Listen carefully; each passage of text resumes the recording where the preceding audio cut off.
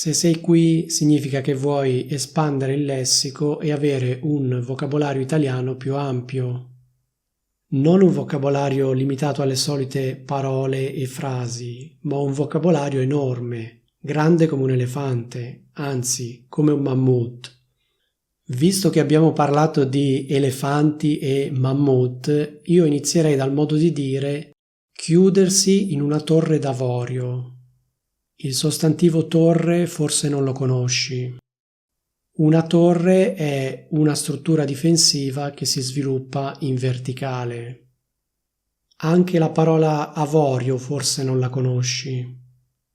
L'avorio è il materiale di cui sono fatte le zanne degli elefanti e anche dei mammut probabilmente. Gli elefanti hanno 2 zanne e una proboscide. Per indicare queste parti dell'elefante in italiano usiamo i sostantivi zanna e proboscide. Fai attenzione che anche il sostantivo proboscide è femminile, quindi in italiano diciamo la proboscide. Ma ritorniamo alla nostra espressione idiomatica. Chiudersi in una torre d'avorio in senso letterale significa entrare in una torre fatta di avorio, chiudere il portone e rimanere lì. In senso figurato significa isolarsi dal mondo e ignorare i problemi sociali e politici.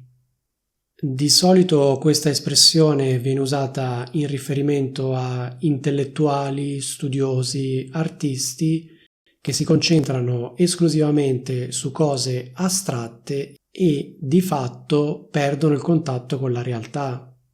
Se una persona fa così, possiamo dire che si chiude in una torre d'avorio. Una frase di esempio potrebbe essere questa: secondo me gli scrittori dovrebbero partecipare alla... L'intonazione qui è andata a farsi benedire, ok, riproviamo. Secondo me gli scrittori devono partecipare alla vita della comunità. Non devono chiudersi in una torre d'avorio. Un'altra frase di esempio con questa espressione idiomatica potrebbe essere: Daniele non esce quasi di casa e passa le giornate a leggere libri di filosofia. Non usa i social network, non usa internet e non guarda i telegiornali. Insomma, si è chiuso in una torre d'avorio. Un altro esempio potrebbe essere questo: il rischio più grande per un intellettuale è quello di chiudersi in una torre d'avorio e dimenticare i problemi reali della società. Se vuoi imparare altri modi di dire italiani per avere un vocabolario enorme, qui in alto ti lascio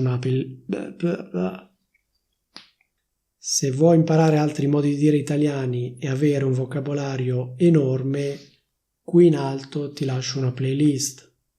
Ho fatto centinaia di video sulle espressioni idiomatiche italiane e li ho raccolti tutti in questa playlist. Mi raccomando, dalle un'occhiata.